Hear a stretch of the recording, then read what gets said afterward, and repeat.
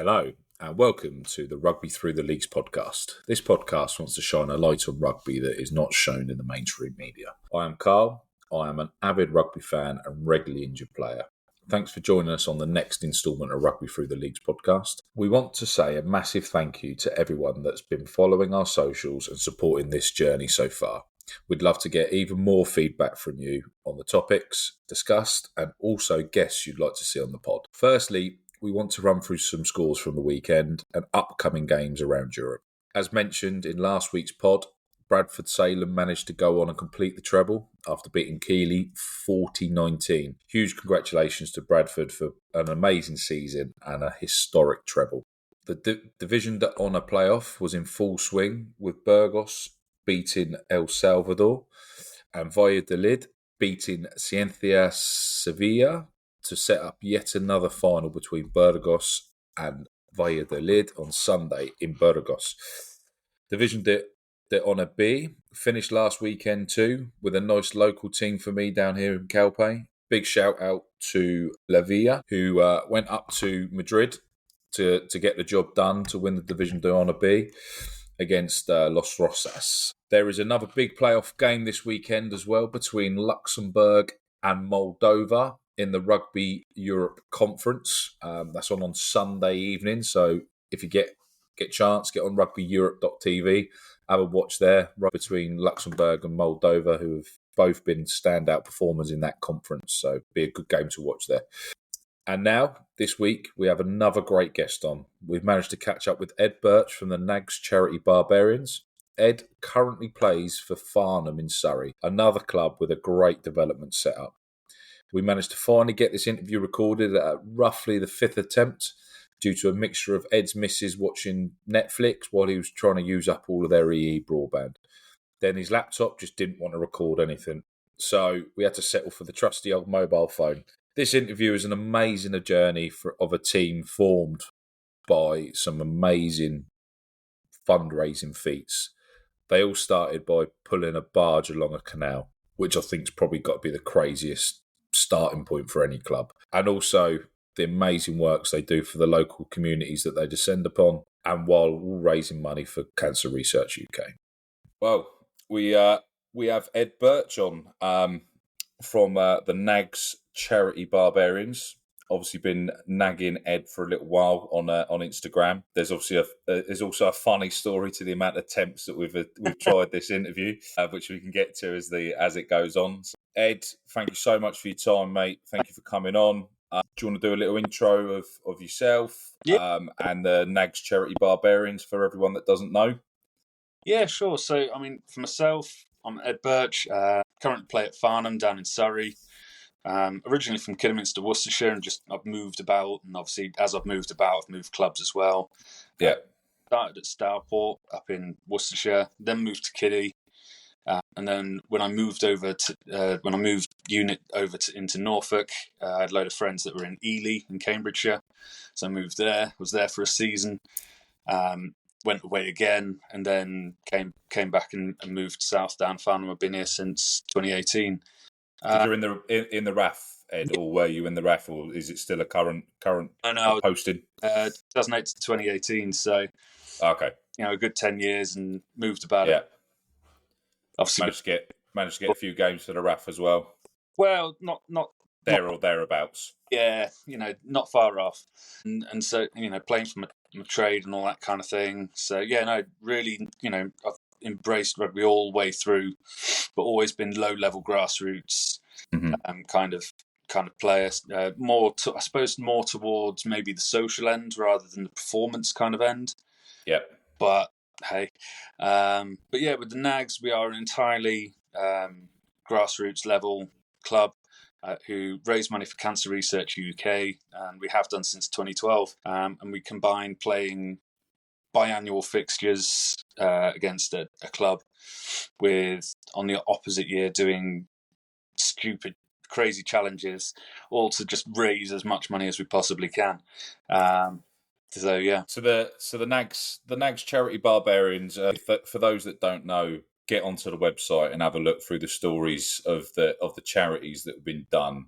how did it come about, and what was the first challenge for those that don't know? Because it was pretty epic. Yeah, I mean, it was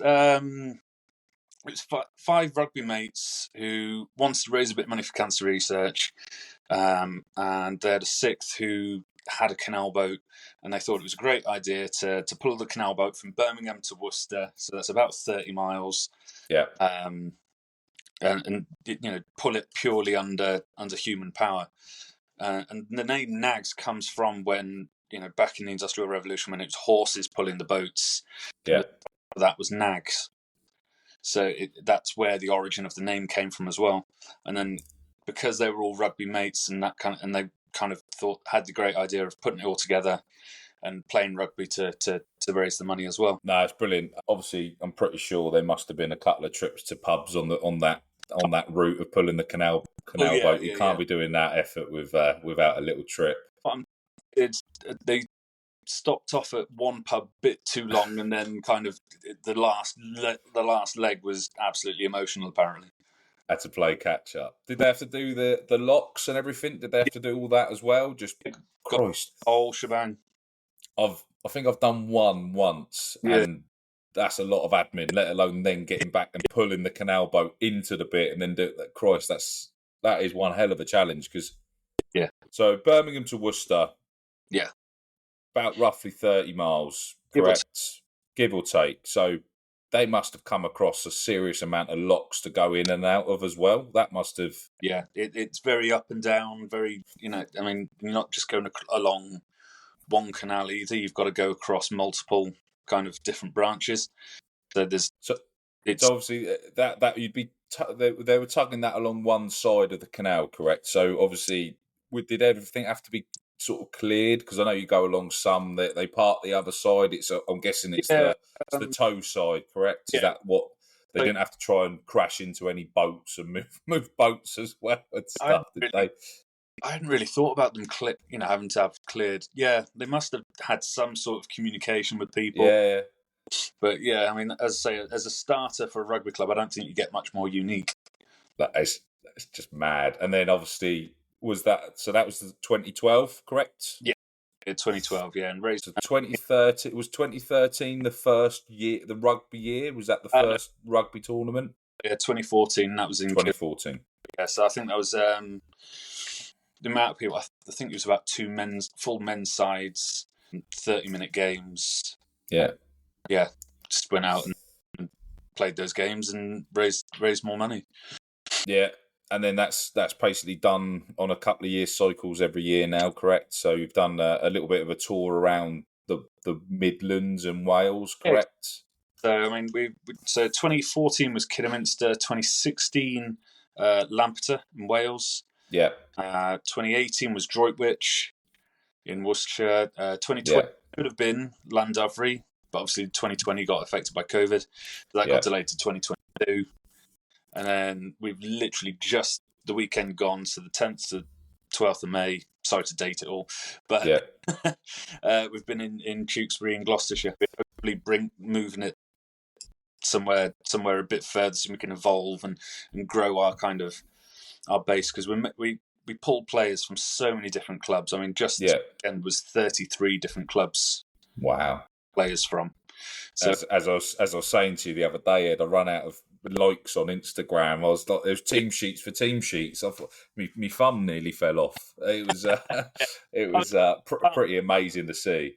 It's part and parcel of like charity rugby, isn't it? That people commit and then they can't make it for some reason. We had one lad who I'll probably come on to a little bit later, who got notified on the Monday of game week to be told that he's been picked up for London and South East under 20s.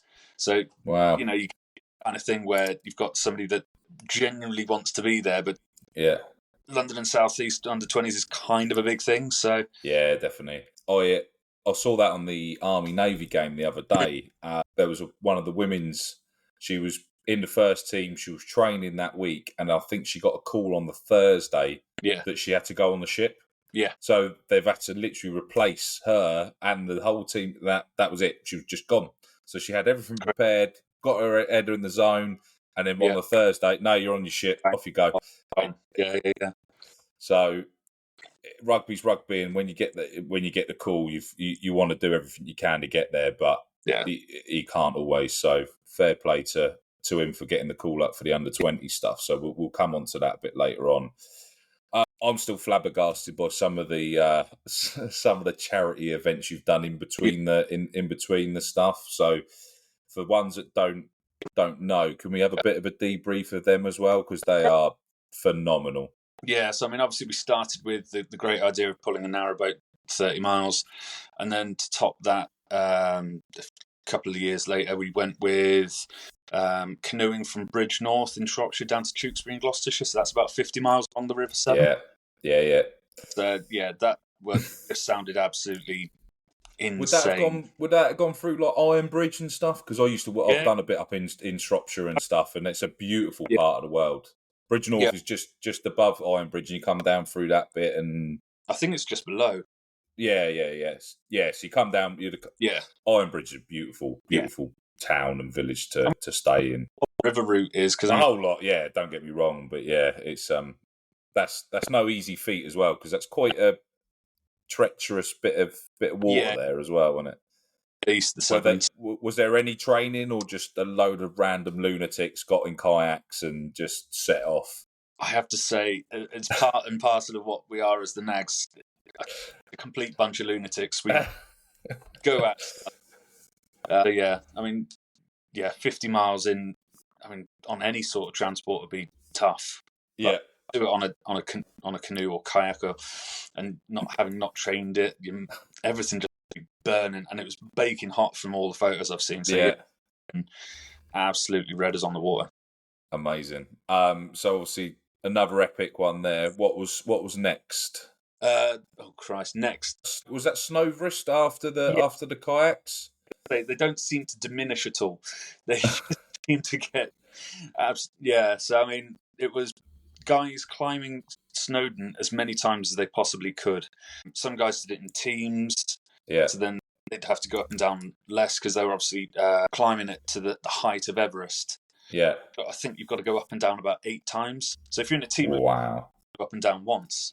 But if you've got to go up and down Snowdon 8 times, and it was over the course of a weekend. Yeah.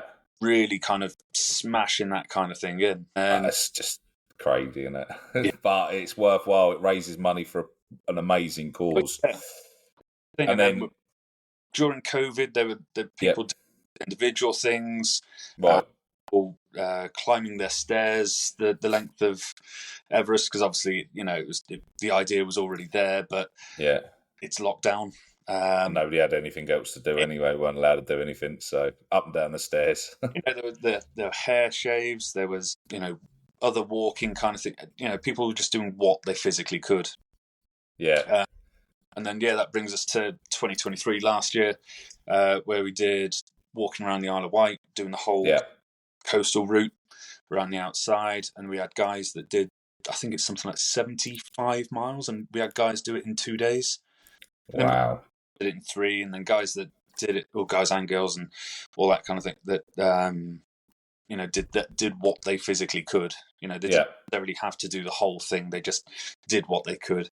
And I think that weekend we raised about 10 grand that weekend. So it's no easy feat as well, because obviously anyone that knows the Isle of Wight, it's pretty hilly. There's some cliffs as you get further around the backside of it. It's a fairly bumpy walk, but the views are phenomenal, aren't they? So that probably made it a lot easier for people to get round. The ups and downs, you're having to compete with landslides as well at the moment. So you might not be able to go the route you want, so you then got to cut in, cut back out, and kind of stuff on the fly. It's amazing. The event's just been done.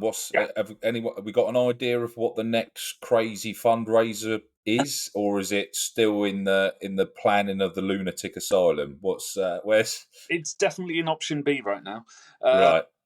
I mean, there's been some ideas banded about, like pulling a steam train the length of a marathon. I mean, that's been a long-running kind of thing that we've been trying to organise, but logistically it's quite difficult, so nailing that down, maybe that might come off. One idea that was kind of mooted over the weekend was pushing a scrum machine the length of a marathon. Christ, yeah. Yeah, when you think how much it is to just move it 10 metres. Yeah, especially some lads that I've seen scrummage, they can't move it forward. They'll just be going backwards. Yeah, yeah. Most of them getting folded up, going backwards all the time. You've got to have a big ass field, relatively flat, and you've got to have plenty of bodies because people will burn. Yeah, that'd be amazing Big to see and keep going. And it might not be either of those things. It might be something else completely different. That's brilliant. But this is kind of what we do and how we kind of get around things. Yeah. And then in 2 years' time, we'll be playing rugby again. I mean, this time we did 2 vets games, 2 women's games, and 4 men's games. And so hopefully in 2 years' time we can go bigger again, and maybe 3 of the vets, 3 of the women's, and maybe 5 men's games if we can get it that big. And depending on where that's a big event. That's a big event to get hold of that many pitches and try and time that as well. So that'd be incredible to pull off. Yeah, one weekend as well. So it one rolls into the next. So we did the Friday was the 2 vets games. Yeah. And then the Saturday was the 2 women's games back to back. And then obviously the men's games after that. Just so it keeps it in one central focus of the club rather than, my friend's over there and my friend's over there, which ones do I go for? So the hangover that must be incurred on the last men's game on the Sunday must have been crippling. They'd have been dreading that, surely. Absolutely gopping. Oh, it was horrific. I mean, you've got people going, because obviously we advertise it as the 10th to the 12th because that's the whole weekend. Games on the 12th, and you're like, well, no. Absolutely hanging. And I mean, hey, we know what grassroots rugby can do with the socials. The fundraiser up to before the start of the weekend's event, you said roughly the £210,000 mark. Was that roughly where you were at? 10,000, yeah. So our aim for the weekend just gone was to get us up to the 250,000. Yeah. Hopefully we do that, but obviously we only know that we've got 30 grand at the moment, but we're still expecting more to come in. Yeah. And then but then the whole game is to just keep going and keep going and keep going. Rugby Against Cancer was obviously another one that a big charity down Portsmouth way that you've probably fully aware of as well. That would be a pretty epic setup if we could get the Nags Charity against the Rugby Against Cancer, and I mean, it's Twickenham's not got much else to do, is it? So I'm sure just fill that. It's only a tiny stadium. Just get that filled up and see what we can do. I know I can't speak for Rugby Against Cancer, but I know that our concept is trying to keep it at grassroots clubs because it's not just about money for cancer research. It's also giving back to grassroots clubs, giving back to I mean, to take Tewkesbury, it's not the biggest clubs. It's the local community as well, and it's all of that. Being able to, because obviously all grassroots clubs have gone through hard times, with COVID and then the cost of living and all that kind of stuff. So it's being able to give them that kind of bit of a boost as well. Even the likes of Farnham. Farnham's probably got a similar sort of setup to be able to host that sort of. Yeah, exactly. Yeah, so ensemble of random rugby players turning up. Farnham, we've got 4 men's teams, a vets team, 2 amazing women's teams, and that section's just getting bigger year on year. Yeah. And then I think on a Sunday it's over 1,000 minis and juniors. Yeah, it's unreal. It's but you've got Camberley up the road as well, who now sort of pushing up through the leagues, but Farnham have always been there or thereabouts and held a big sort of player base and really set up a proper bit of development. So I mean, this kind of area, got Guildford, as you say, Camberley, and then not too far down the road, we've got the likes of Basingstoke, Winchester, all these big populous areas that are all competing for the limited amount of rugby players that there are. Yeah, and to be able to put out 4 teams, 2 women's teams, 2 vets teams or whatever, and the youth system like that is massive shout out to what Farnham have done there. So, Ed, the rugby journey. Yes. What is your rugby journey? I know we've discussed this separately, Yeah. that it started a bit later than most. Yeah. And I'd like to probably expand on that a bit further down the line. But if you want to brief everyone on what your journey is, where you've been, and what you've seen. Yeah, sure. So, I mean, I started at 18. My kind of growing up and all that kind of thing, I wasn't near kind of rugby clubs and that kind of thing. I lived on a golf course.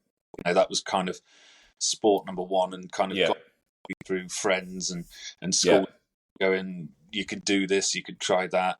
Mm-hmm. So, yeah, at 18, went to Starport and started there. And then I was kind of there maybe quite intermittently because I joined the RAF. Yeah. And then I think it was back in, I think it was 2013, I went away to the desert for 6 months, came back and went, well, every time I went back to Starport, I knew less and less people. Don't get me wrong, amazing club. And it's bouncing back from, you know, the COVID and all that kind of thing. It's really, really strong at the moment. But I moved across to my hometown of Kidderminster. Yeah. Fresh start.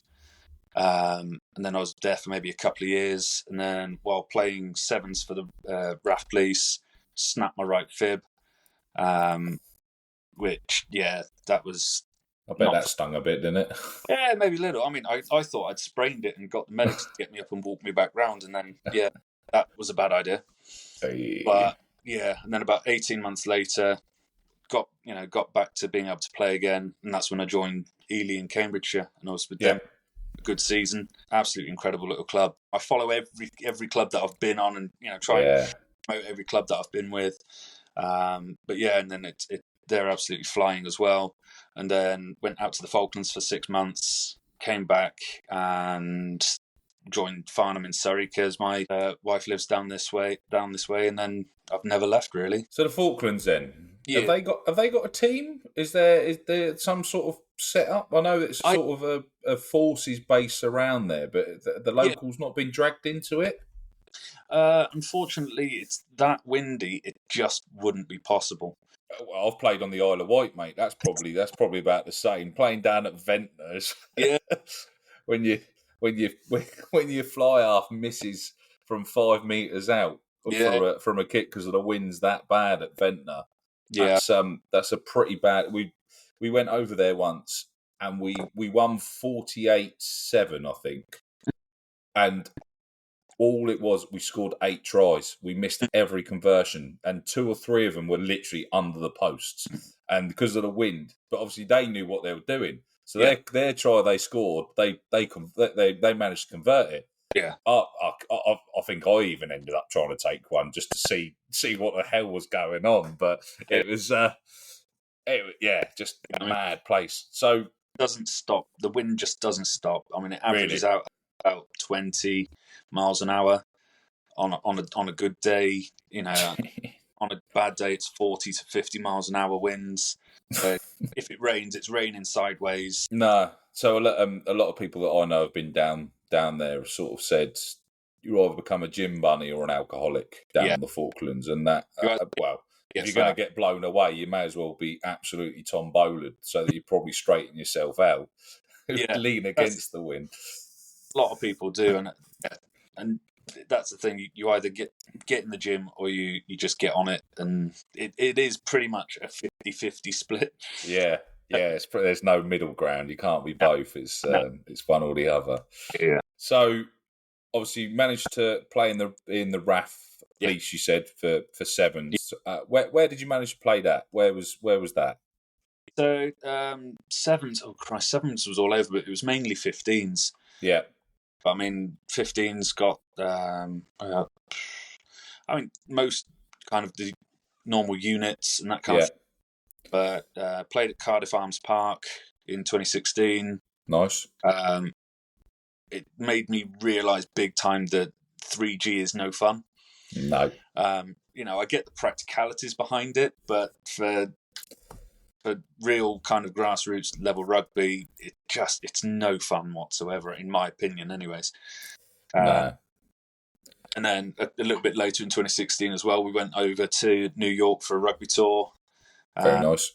Played sevens there in the New York Sevens tournament, and then played New York Police Department at 15s, and their fire department to 10s, I think it was.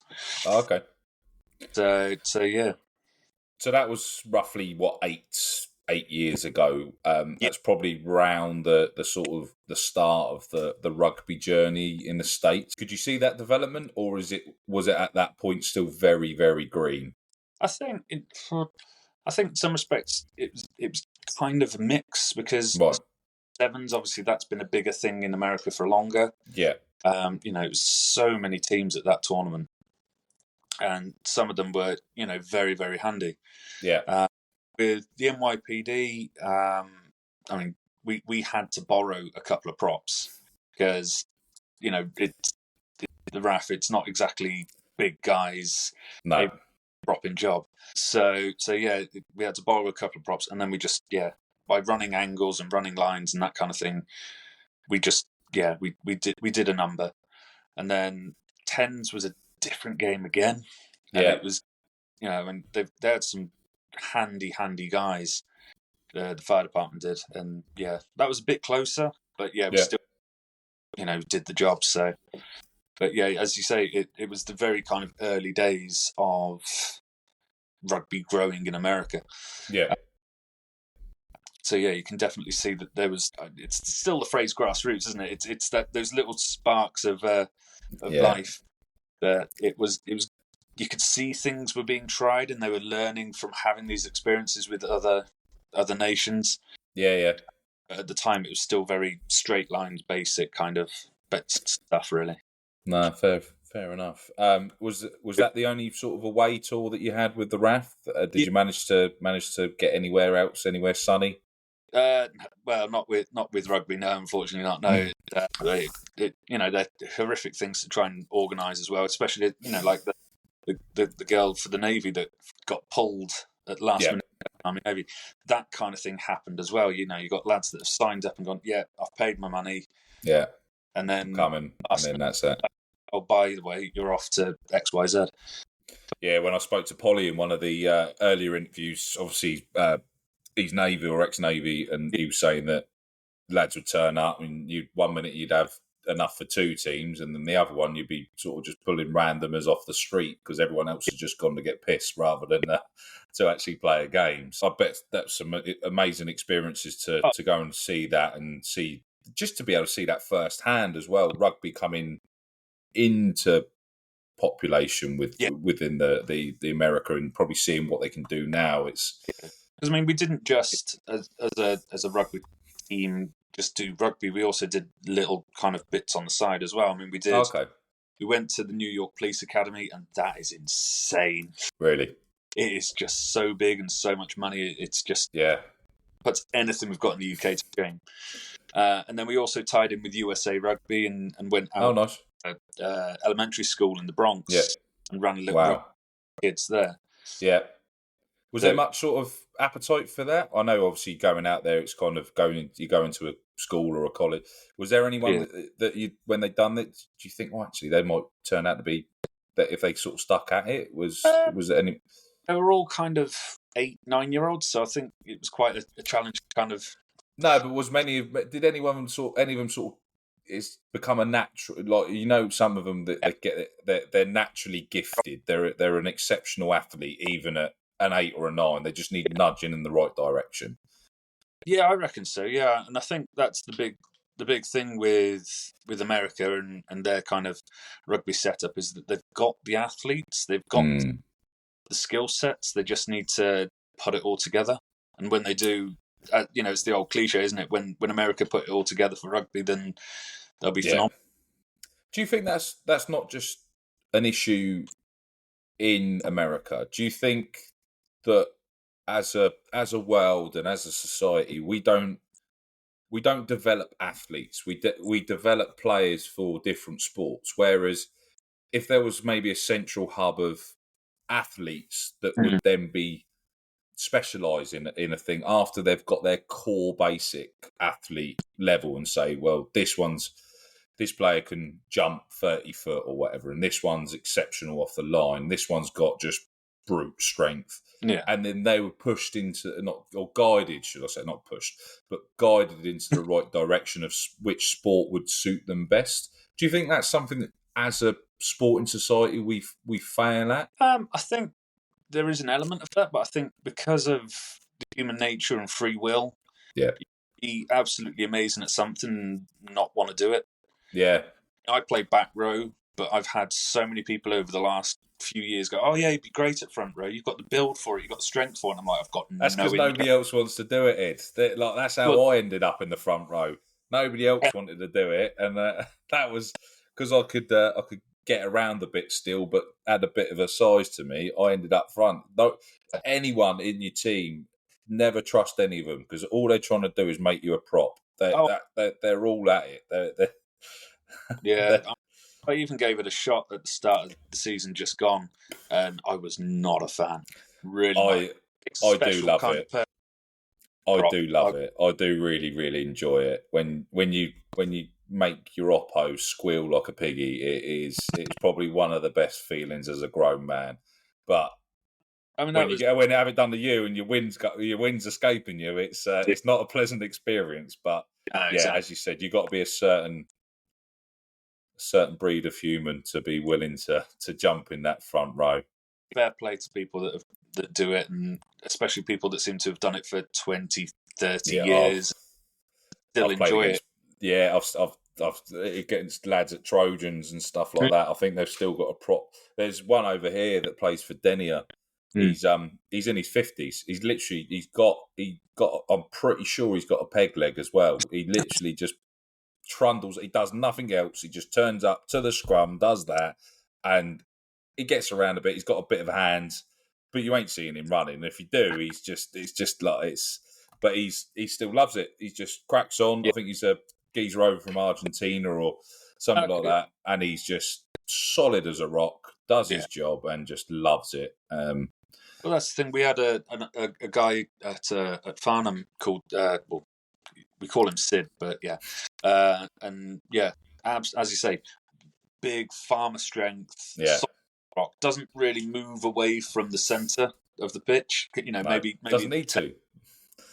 It doesn't need to. He's got his 5 metre channel under the post, and that's about it. That's straight back and forth, unless he's got to go off for a scrum.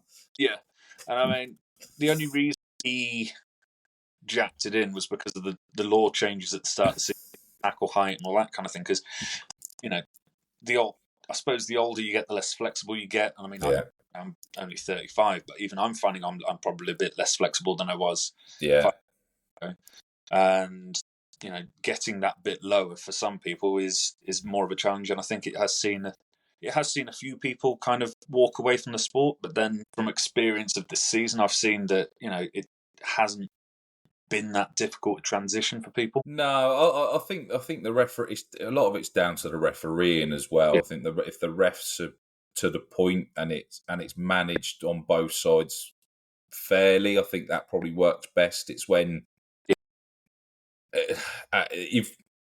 you've also got to adapt to the players who you see, as you said, your Sids that aren't as mobile, but they'll still make the tackle. But because they haven't quite dropped far enough, it doesn't need to be a yellow. Sometimes worst case is a penalty, and just allow the game to play. If there's no real risk to anyone apart from Sid's back, then sometimes you just. But unfortunately, I agree. A lot of lads have moved away from the game because of the rule changes, and it's constant. And I 100% understand it, and 100% support. They're trying to protect player welfare. However, would it be better to? It's not really done when you come and start playing for rugby. When you started playing at 18, Ed, I finally got into the game when I was about 19, 20. I did a bit of school and stuff like that, but I finally got into it about 19, 20 as well. Yeah. But I just learned on the fly a lot of it. I kind of understood the technique, and I watched a lot of stuff. There's no assessment for somebody that comes and starts playing rugby. No, exactly. There's no kind of well done. You've passed a certain level. You can now play. Exactly. picture. Imagine the amount of lads that would be walking around with their one tackle badge. Like, do you remember those 50-metre swimming badges you used to get with, Oh, like, Tony the Top? Imagine that if you could get your first tackle badge, stuff like that on your kit. But oh, there's no assessment, is there? There's nobody, because if you go and play football, you have a trial. Rugby, we've just got to grab whoever's available, yeah. and that also probably affects the ability of the players around. And I played it to a half decent level, and you could tell when you're playing at that level, the people you play with understand the game, so you get less injuries. When I was playing threes, and I was getting injured every week or taking a knock that done this. I actually fractured my knee socket Wow. playing threes because somebody tackled me over the try line and into my standing leg and popped Oh, my knee, the socket out of my, yeah, the ball out of the socket. Like, I 100% chased the ball down, but it was 100-0. We were winning 100-0 at the yeah. time. And like, those things wouldn't happen in the upper levels. And It's almost like there should be bands of maybe the level. So proper grassroots level, your third, fourth team rugby, yeah, one level. Then you've got the next level, which would say be, I don't know, Gosport Fair and ones, Farnham ones, yeah, kind of end. Then you start going into like nationals, and then it goes again. yeah. Maybe that's a thing, but It's obvious, it happens with the leagues that are available, but again, the rugby clubs are so desperate just to have to field a team that yeah, they have to see who's available, and it's not like you can bring a player across. You know whether a player is good or not, but there's no banding, there's no ability, there's no. They turn up. Oh yeah, I've played for this team or played for that team. Well, I'll do a set. Like, most of the coaches probably do a bit, but because of men's rugby, because it's so. I've got to get down there on 7:30. I'm doing 7:30 till 9 o'clock on a Tuesday and a Thursday.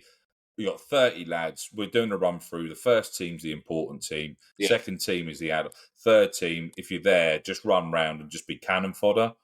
There's no internal development within rugby clubs to try and improve players, which I think is also a detriment to player safety and player welfare, because if you can't teach them how to tackle properly, they're either going to hurt themselves or they're going to hurt somebody else. That a lot of these lads are there, got a job. Obviously, if they're out, most of them potentially self-employed.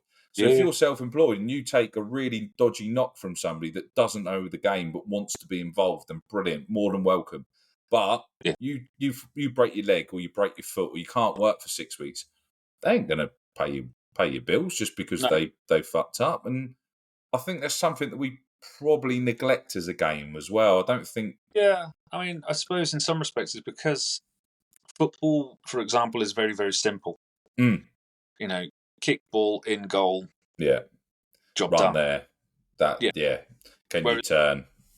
complex, Mm, and for me, I mean, I don't know about yourself, but for myself, when I was 18, picking it up, I always felt like I needed that kind of education beforehand. yeah, I agree. I managed to go into a really good team with at Gosport, and I managed to get games in the threes and went to training and just tried to sort of involve myself as much Yeah, as possible. Watch the games and understand the game, and ask questions was critical as well. You yeah, ask the right players, and but that was off my own back, not through people being right.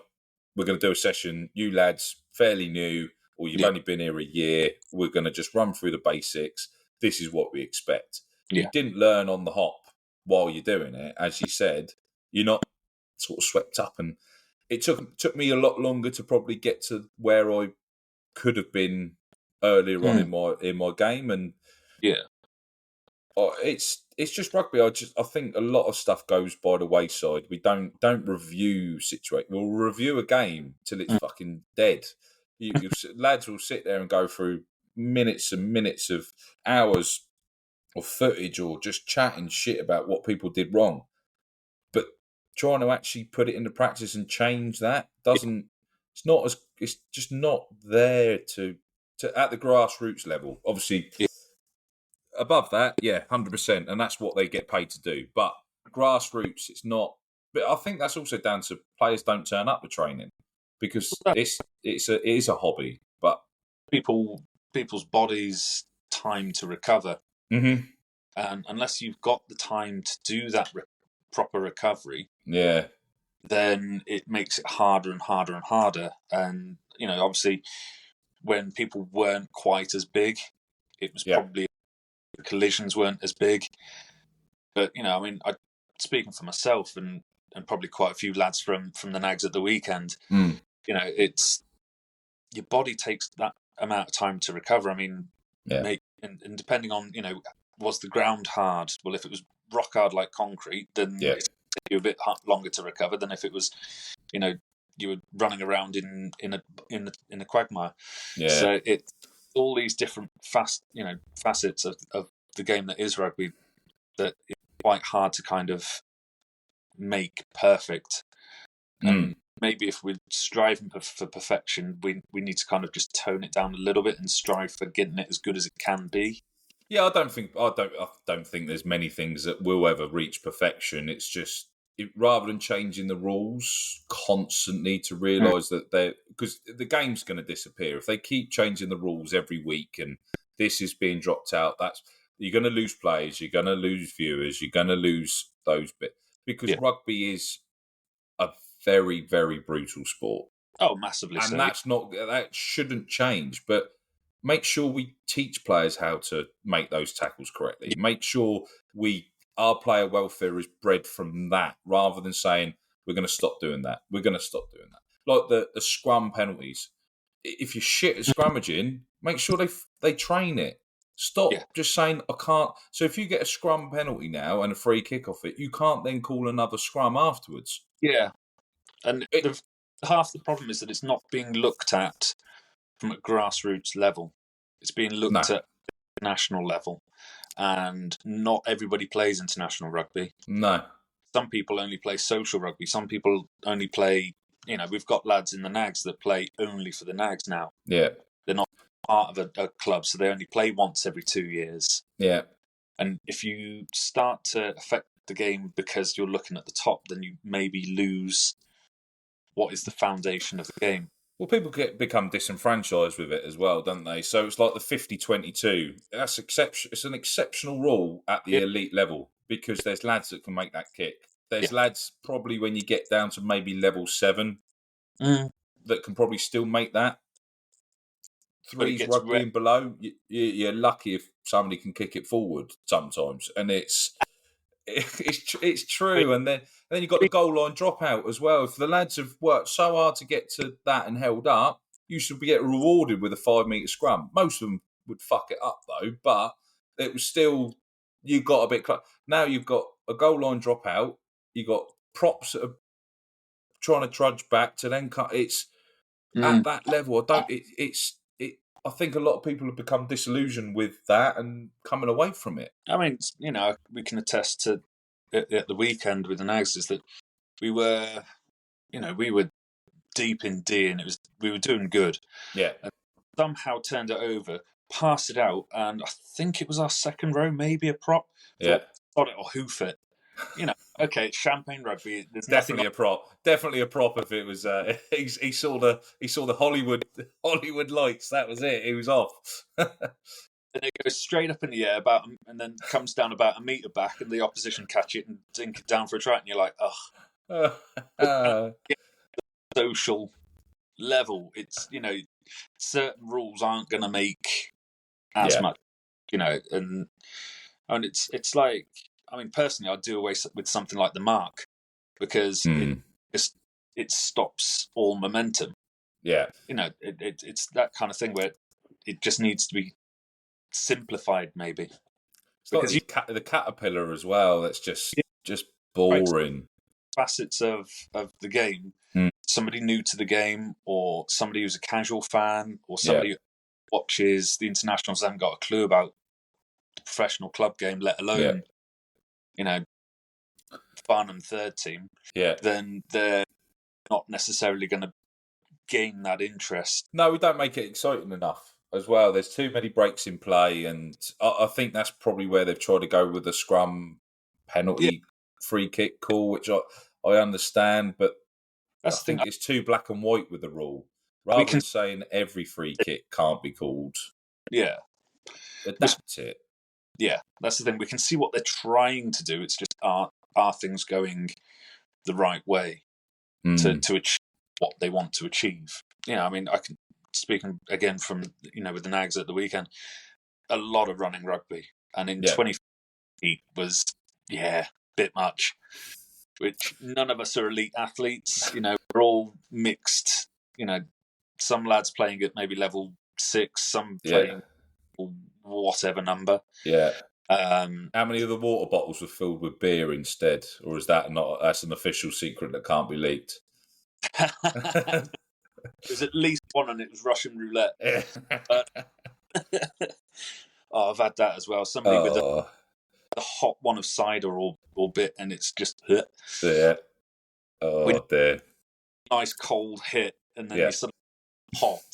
And you're not, if it's cider as well, you're not sure if somebody's pissed in it, so it makes it even worse, doesn't it? So, that's all. And that's the thing. These are some of the elements that also make up grassroots rugby. It's brilliant. They're the bits you laugh about, and when you get back in the bar afterwards, that's the best bit. So, on your rugby journey, Ed, who have you played with that's gone on to make it? I know, obviously, as you said, you've sort of been around the 2s and 3s for Farnham, so a few levels up we'll probably sort of target. So, who've you played with that's gone on to make it? And obviously, as you called on the lad that been called up to under 20s, we'll give him a little shout out because it sounds like he's on his journey as well. So, I mean, for me, it'd be quite hard to say about somebody that's made it because most of the people that I've played with have stayed at the grassroots level. In fact, I can't think of off the top of my head somebody that I know now that's definitely gone up. I think there was a lad we spoke about the other day. Was it Dom Williams or something from Isha? He absolute talent for days. Could do amazing centre. Would put some pros to shame, I reckon, at the time. But I think he plays for Isha now. This is the thing, I haven't kind of kept with it, yeah. But I know Isha are a national level, so that's more than making it in my. Yeah, that's a great standard, especially from, as you said, sort of playing in and around the sort of level 7, level 8 probably region potentially. Yeah. That's a decent standard. So who's the lad that's been called up to the under 20s then? Who's this lad? Callum Jones. So Callum Jones. First now. But yeah, no, absolutely incredible talent. I think from what I've seen, he's gone from, he's been Farnham through and through from the age of, I think it was 5 that we started out. I mean, even Farnham's now extended into what we call the super minis. So that's like under 4s, under whatever. They can walk, they can hold a ball. Yeah. Yeah, he's gone from there all the way up through the club, through the academy, and he's now first team regular. He's absolutely flying and just so gifted, so talented that, if he in my eyes, and I think a lot of people at the club's eyes, will absolutely fly. So under 20s, has he been picked up by an academy, or is that sort of part of a trial? Has he sort of slipped by the net potentially, or? Yeah, I think it's the trials kind of, just making sure that the talent's in the pool. Right. Because Farnham, have they got many links with like Quins and stuff like that, or? We're affiliated with Quins. I mean, we've got, when I first started, we had Ross Chisholm, the fullback. He moved on, and then we've also got Ali and James Chisholm, so his brothers. Yeah. So Ali's our head coach, and then James Chisholm, obviously current Quins player as well. Yeah. He signed with Quins actually. He's our forwards coach. So yeah, massive affiliation there. Coaches as an analyst on the side for Quins. Yeah. I mean, we've also had, I think he's a centre, Oscar Beard, who got picked up for the Six Nations squad. Wow. He's also a Quins player. He came up through, Farnham and the academy, and brilliant. He's, Farnham's really producing a lot of amazing talent. Well, obviously, if you've got a conveyor belt basically from 2 or 3 years old, that you should be able to churn a few out. So no, that's, and obviously having that link to Quins is will help massively in the local area. So the next question: who have you had the opportunity to play with that you believe should have gone on to make it but didn't? And what's the story behind it, if there is a story? I hate to disappoint you, but I haven't got one. No? No, No. really, no, because I mean, it's, obviously between us trying to record this a couple of days back and now, I've really through all my flipping teams and all of that, and I've just gone, well, they were there for a reason. They were there because they knew that's their level. So yeah, that's fair. I mean, don't get me wrong, there are some players that you go, you probably should be playing maybe a bit better. Yeah. But the application maybe isn't there, and the appetite to go up and you just want to play a certain level because you enjoy it. Yeah. Then, it's playing to where you want to be. Yeah, definitely. So as you mentioned there, we've had a few attempts at this interview now, haven't we? So we're trying to navigate around the bits that we've already discussed, but go over them. So we've probably refined this pretty well now.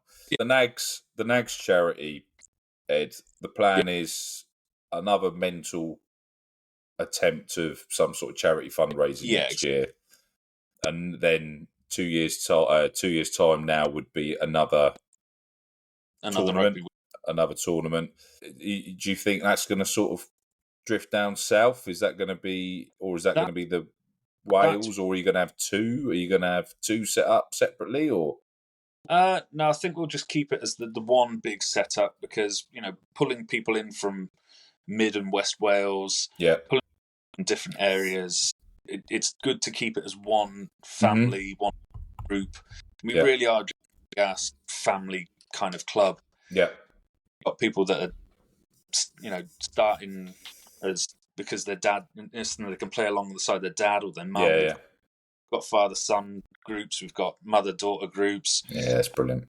Coming through, so it's really that kind of ethos. So to keep everybody together, but yeah, I'd love to see it come south, to grow down south. I mean, it'd make my commute for that game a little bit easier.